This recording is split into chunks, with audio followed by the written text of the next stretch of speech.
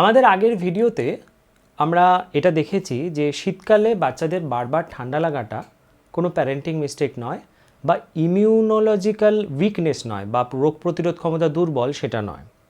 এটা আসলে বায়োলজি এবং এনভায়রনমেন্ট বা পরিবেশের প্রভাব এবং ইমিউনোলজিক্যাল ট্রেনিংয়ের একটা পার্ট। যারা ভিডিওটা দেখেননি তারা একবার ভিডিওটা দেখে নিন আমাদের ভিডিও লিস্ট থেকে বা ডেসক্রিপশন বক্স থেকে লিঙ্ক নিয়ে, কারণ আজকের আলোচনাটা তাহলে বুঝতে আমাদের একটু সুবিধে হবে। কারণ আজকে আমরা আলোচনা করব আমাদের কি করতে হবে যাতে বাচ্চারা বারবার শীতকালে অসুস্থ না হয়, মানে আমাদের হাতে কি অপশনস থাকে যাতে করে শীতকালে বাচ্চাদের এই বারবার অসুস্থ হয়ে যাওয়াটা আমরা কমাতে পারি এবং বাচ্চারা সুস্থ থাকে। বেসিক্যালি WHO, IAP, AAP, ইউনিসেফের যে সমস্ত উপস্থাপনাগুলো আছে বা যে সমস্ত প্রস্তাবনাগুলো আছে, রিপোর্টস আছে, গাইডলাইন্স আছে এবং বেশ কিছু রিসার্চ পেপার থেকে এই ওরিয়েন্টেড বেশ কিছু অ্যাভয়েডেবল, ম্যানেজেবল এবং স্ট্রেংথেনিং স্টেপস পেয়েছি, যেগুলো আজকে আপনাদের সঙ্গে শেয়ার করে নেব। আমাদের প্রথম পদক্ষেপ হলো স্মার্ট লেয়ারিং। ওভার নয় বা আন্ডার নয়, বাচ্চাদের জামা কাপড় পরাবো বা কতগুলো জামা কাপড় পরাবো সেটা বাচ্চাদের ঘাম হচ্ছে নাকি সেটা বুঝে আমাদেরকে ডিসাইড করতে হবে। আসলে WHO এবং IAP এটা পরিষ্কারভাবে জানিয়েছে যে বাচ্চাদের হিট রেগুলেট করা বা টেম্পারেচার রেগুলেট করার ক্ষমতাটা বড়দের মতন হয় না, যার জন্য বেশি জামাকাপড় পরিয়ে দিলে ঘাম হয়। সেই জন্য ঘাম কীরকম হচ্ছে সেটা আমাদের চেক করে তাদেরকে জামা কাপড় বা সোয়েটারের লেয়ারগুলো ততগুলো পরানো উচিত। মাঝে মাঝে মাথা, গলা, ঘাড় এগুলো যদি চেক করে নেওয়া যায় তাহলে ঘামটা বুঝে আমরা লেয়ারিংটা করতে পারবো। যদি ঘাম হয় তাহলে জামা কাপড় চেঞ্জ করে দেওয়াটা ইমিডিয়েটলি দরকার। স্টেপ নাম্বার 2 হচ্ছে ভেন্টিলেশন। ঘরে এনাফ ভেন্টিলেশন বা ফ্রেশ এয়ার সার্কুলেট হতে দেওয়া উচিত। তার জন্য প্রথমে দিনে অন্ততপক্ষে 2 থেকে 3 বার 15 থেকে 20 মিনিটের জন্য আমাদের জানলা দরজা খোলা রাখতে হবে যাতে ফ্রেশ এয়ার ঢুকতে পারে। কিচেন বা রান্নাঘরে ভেন্টিলেশন যেন ঠিকঠাকভাবে হয়, রান্নাঘরের যে ঝাঁঝ বা যে গ্যাসটা তৈরি হয় সেগুলো যাতে বেরিয়ে যেতে পারে সেটা দেখতে হবে এবং ঘরের মধ্যে কোনোভাবে রুম ফ্রেশনার বা ধূপ এগুলো ব্যবহার করা যাবে না। আমাদের 3 নম্বর পদক্ষেপ হ্যান্ড অ্যান্ড অবজেক্ট হাইজিন। যাতে প্রথমেই আমাদেরকে মাস্ট যে রুলটা বানাতে হবে সেটা হলো বাইরে থেকে যারা আসছে তারা যেন হাত প্রপারলি সাবান দিয়ে কুনুই অবধি ধোয়। 2 নম্বর যে ব্যাপারটা খেয়াল রাখতে হবে, বাচ্চা যে খেলনাগুলো নিয়ে খেলে সেটা যেন সপ্তাহে 2 বার পরিষ্কার করা হয়। আর 3 নম্বর, বাচ্চা মুখে হাত দেবেই, কিন্তু হাত দেওয়ার আগে একটু খেয়াল রাখতে হবে যেন হাইজিনটা মেনটেন করা হয়। মনে রাখবেন রিসার্চ বলছে এই যে হ্যান্ড হাইজিন এটা রেসপিরেটরি ট্র্যাক ইনফেকশন বা যে শ্বাস নালী তাতে যে ইনফেকশনগুলো হয় সেগুলো 30 থেকে 40% কমাতে পারে। আমাদের 4 নম্বর পদক্ষেপ হলো ডাস্ট ক্লিনিং। ডাস্ট ক্লিনিং মানে ঘরে শুধুমাত্র ড্রাই মপিং করলেই হয় না, মানে ঝাড় দিলেই হয় না, ওয়েট মপিং বা ঘর ভালো করে মোছাটা দরকার। তার জন্য সাথে আপনি ভালো ফিনাইল ব্যবহার করতেই পারেন। এছাড়াও সিলিং বা দেয়ালে যে ঝুলগুলো থাকে সেগুলো ক্লিন করা, জানলা দরজার যে পর্দা সেগুলোকে ক্লিন করা, বিছানা বালিশের কভারটাকে ক্লিন করা এবং সেগুলো চেঞ্জ করাটা মাস্ট। এর সঙ্গে আরেকটা জিনিসও খেয়াল রাখবেন, অনেক সময় শীতকালে কার্পেট ব্যবহার করা হয়। কার্পেট না ব্যবহার করাই ভালো। যদি ব্যবহার করেন তাহলে অবশ্য করি সেটাকে ভ্যাকুয়াম ক্লিনার দিয়ে ভালোভাবে ক্লিন করা, রোদে দেওয়া, এটা মাস্ট। আরেকটা জিনিস, অনেক সময় আমরা বাচ্চাদেরকে এমন কিছু খেলনা দিই যেটাতে রোম বা রোঁয়া অনেক থাকে, সেগুলোকে ডিসকার্ড করে দেওয়া ভালো, কারণ সেগুলোতে অনেক সময় ধুলো জমে সেখান থেকেও ডাস্ট অ্যালার্জি বা সমস্যা তৈরি হয়। স্টেপ নাম্বার 5, গাট হেলথের ইমপ্রুভমেন্ট। NCBI, হার্ভার্ড এবং ইন্ডিয়ান মাইক্রোবিয়াম স্টাডিজ বলছে আমাদের ইমিউনিটির 70% গাট হেলথের ওপরে নির্ভর করে। এখন শীতকালে অনেক সময় লেস অ্যাপেটাইট মানে খিদে কম পাওয়া, ব্লোটিং বা পেট ফোলা বা এরকম নানান রকম সমস্যা দেখা যায় বড়দের মধ্যে এবং বাচ্চাদের মধ্যেও। আমরা মনে করি যে এটা শীতে বা ঠান্ডায় এরকম হয়, কিন্তু এটা আসলে গাট আপসেট বা অন্ত্রের কাজ করার ক্ষমতা চলে যাওয়া, আমাদের খাদ্যাভ্যাসের জন্য, আমাদের ফুড সিলেকশনের জন্য। আসলে আমরা শীতকালে কি হয়, আমরা অনেক সময় ফাইবার জাতীয় খাবার ছেড়ে প্রসেসড ফুডের দিকে বেশি টেন্স হয়ে যাই, কেক, বিস্কুট এই জাতীয়, যার জন্য গাটসের 12টা বাজে। সেই জন্য আমাদের অন্ত্রের স্বাস্থ্য চিন্তা করে সেরকম খাবারই বাচ্চাদের লিস্টে অ্যাড করা উচিত যেগুলো গাট ফ্রেন্ডলি এবং গাটকে হেলদি বানায়, যেমন ফল, শাকসবজি, এজ অ্যাপ্রোপ্রিয়েট বা বয়স উপযোগী ফার্মেন্টেড ফুড যার মধ্যে আইডিয়াল হলো ইয়োগার্ট বা টক দই, অবশ্যই সেটা রুম টেম্পারেচার। স্টেপ নাম্বার 6, যেটা মাইক্রোনিউট্রিয়েন্টসের চাহিদা বা পরিপূরণ। আসলে ICMR, WHO এবং IAPর মতে বাচ্চাদের ইমিউনিটি পাওয়ার বা রোগ প্রতিরোধ ক্ষমতা বাড়া এবং বারবার অসুস্থ হওয়া কমানোর জন্য মাইক্রোনিউট্রিয়েন্ট খুব কম পরিমাণে দরকার, কিন্তু সেটা গুরুত্বপূর্ণ। সেদিক থেকে দেখতে গেলে ভিটামিন ডি, আয়রন এবং জিঙ্ক খুব গুরুত্বপূর্ণ ভূমিকা পালন করে। দেখুন, শীতকালে অলরেডি রোদ কম থাকে, সেই জন্য ভিটামিন ডি ন্যাচারালি সংশ্লেষ হতে পারে না এনাফ। জিঙ্কের অভাবে ইমিউনিটি সেলগুলো বা রোগ প্রতিরোধ ক্ষমতার করার জন্য যে কোষগুলো আমাদের শরীরে থাকে সেগুলো সঠিকভাবে কাজ করতে পারে না, এবং আয়রনের অভাবে ইনফেকশন খুব সহজেই বাচ্চাদের শরীরে ছড়িয়ে পড়তে পারে। তাহলে এই জিনিসগুলো আমাদের ওদের খাদ্য তালিকায় বা ওদেরকে ইনপুট দিতে হবে, যাতে ওদের শরীরে এগুলোর কোনো অভাব তৈরি না হয়। তবে একটা কথা মনে রাখবেন, সাপ্লিমেন্টের কথা যদি বলেন তাহলে অবশ্য করেই ডাক্তারের পরামর্শ ছাড়া নিজে থেকে কিছু দেবেন না। ন্যাচারালি যদি মনে করেন দেবেন, তাহলে ভিটামিন ডি এর জন্য ভালো মাছ, ডিমের কুসুম, মাখন আইডিয়াল। আয়রনের জন্য পালং শাক আছে, আপেল আছে, খেজুর আছে।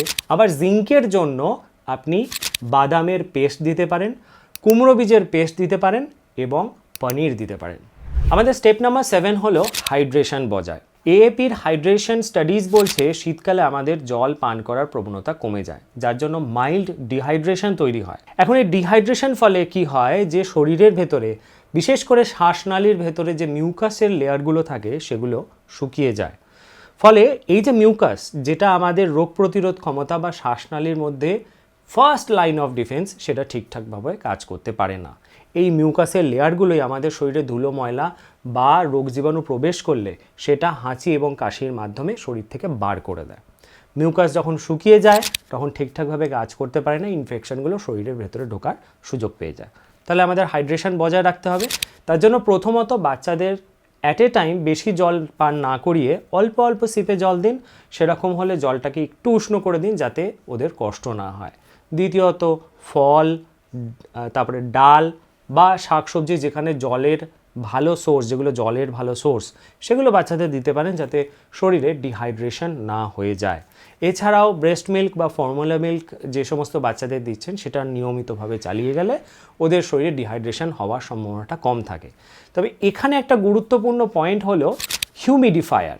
হিউমিডিফায়ার ঘরের মধ্যে হিউমিডিটি বা আর্দ্রতা বজায় রাখতে সাহায্য করে, যার ফলে নাক বা শ্বাসনালীতে যে ড্রাইনেস সেটা হয় না, অন্যান্য ড্রাইনেসটাও কম থাকে, স্কিনের যে ড্রাইনেসের প্রবলেমটা হয় সেটাও কমে যায়, বাচ্চারা কিন্তু সুস্থ থাকে।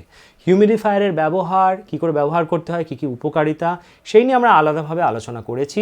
আপনারা ডেসক্রিপশন বক্স বা আই বাটনের লিঙ্কটা থেকে দেখে নিতে পারেন।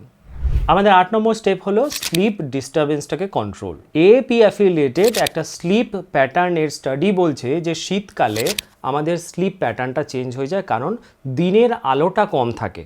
আমাদের যে বডি ক্লক, সেই বডি ক্লকটা একটু রিসেট হয়ে যায় বা একটু অন্যরকমভাবে কাজ করতে শুরু করে, যার জন্য আমাদের স্লিপ প্যাটার্নে একটা ডিস্টারবেন্স খেয়াল করা যায় এবং আমাদের কর্টিসল লেভেল, মানে যেটা স্ট্রেস হরমোন, সেটার মধ্যে একটা ইমব্যালেন্স দেখা যায়। এটাকে আটকাতে গেলে বা এটাকে কন্ট্রোল করতে গেলে কি করতে হবে, যে স্লিপ টাইমটা আছে বা স্লিপ রুটিনটা আছে সেটাকে ফিক্স করে রাখতে হবে।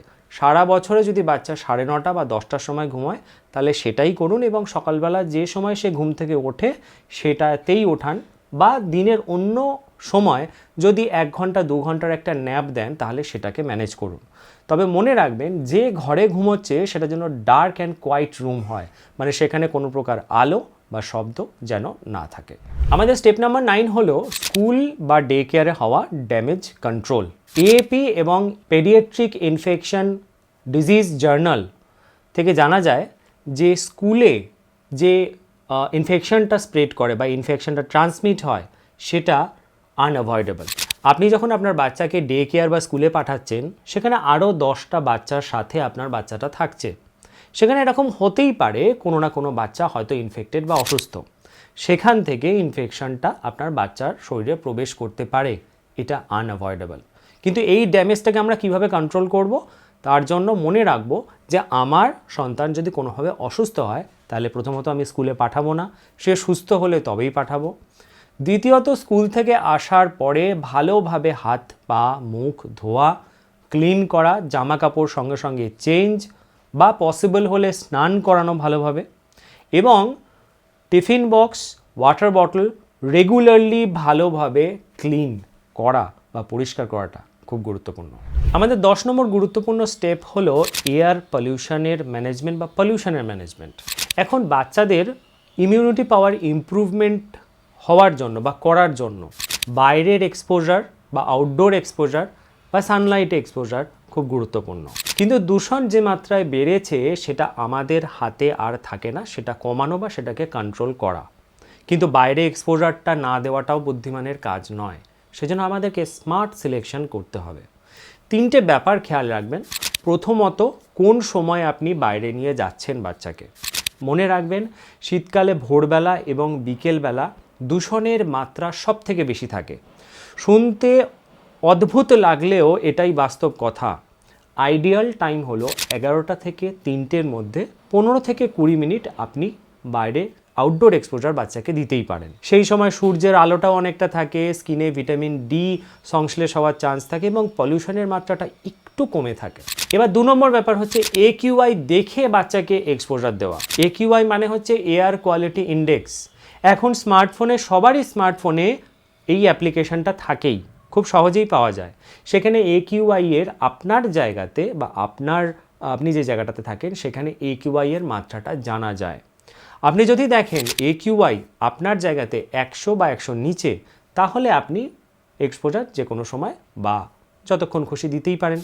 যদি AQI 100 থেকে 200-র মধ্যে হয়ে থাকে, তাহলে 10 থেকে 15 মিনিটের বেশি এক্সপোজার না দেওয়াই ভালো, এবং AQI যদি 200-র বেশি থাকে তাহলে কোনো এক্সপোজার না দেওয়াই ভালো। তৃতীয় ব্যাপার যেটা খেয়াল রাখতে হবে স্মার্ট চয়েসের জন্য, সেটা হচ্ছে আইডিয়াল প্লেস সিলেকশন। এমন একটা জায়গায় বাচ্চাকে এক্সপোজার দেবেন যেখানে চট করে রাস্তা বা গাড়ির যে ধোঁয়া ধুলো সেটা সংস্পর্শে বা সেটার কাছাকাছি যাতে অ্যাটলিস্ট না হয়। যেমন রাস্তা বা ট্রাফিক যেখানটাতে বেশি আছে তার কাছাকাছি, সেখানে না দেওয়াই ভালো। পার্কে অবশ্যই দিতে পারেন, কিন্তু পার্কে এমন একটা জায়গায় এক্সপোজার দেবেন যেখানে রাস্তা বা গাড়ির ধোঁয়া ধুলো বা গাড়ি না আসতে পারে বা সেই রকম ধোঁয়া ধুলোর প্রভাবটা একটু কম থাকে। সেদিক থেকে দেখতে গেলে টেরেস, ব্যালকনি মানে বারান্দা বা ছাদ, এইগুলো বেটার অপশান থাকে। আরেকটা ভাইটাল কথা মনে রাখবেন, 5 বছর অবধি কিন্তু বাচ্চাকে পলিউশন মাস্ক কখনোই দেবেন না। ওদের শ্বাসনালী যেহেতু ছোট থাকে, ওদের শ্বাস নিতে অসুবিধা হয়। এগুলো ডাক্তাররাও বারণ করে, WHO, IAP, AAP সবাই 5 বছরের নিচে পলিউশন মাস্ক ব্যবহার করাতে বারণ করে। শেষ 11 নম্বর একটি পদক্ষেপ, ভাইটাল একটা পদক্ষেপ, সেটা হচ্ছে এপিজেনেটিক রিসেট। আমরা এর আগের ভিডিওতে জেনেটিক এবং এপিজেনেটিক ইনফ্লুয়েন্সের কথা দেখেছি। জেনেটিক ইনফ্লুয়েন্সটা হচ্ছে বাবা মার ইমিউনিটি যেরকম সেটা বাচ্চা অনেক সময় ইনহেরিট করে নেয় বা পেয়ে যায়। আর এপিজেনেটিক এফেক্ট হচ্ছে যে পরিবেশ, তার ইমোশনাল সিকিউরিটি, তার নিউট্রিশন কীরকম পাচ্ছে, খাদ্যাভ্যাস কীরকম, এরকম অনেক কিছু ফ্যাক্টরের উপর নির্ভর করে জিনের কাজ করার ক্ষমতাটা একটু চেঞ্জ হয়ে যায় বা জিন কিভাবে কাজ করবে সেটা চেঞ্জ হয়ে যায়।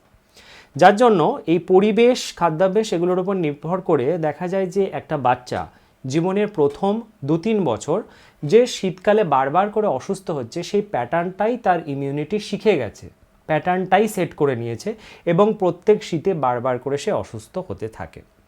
এখন এই প্যাটার্নটাকেই আমরা ব্রেক করতে পারি বা এই যে সাইকেলটাকে আমরা ব্রেক করতে পারি কিভাবে?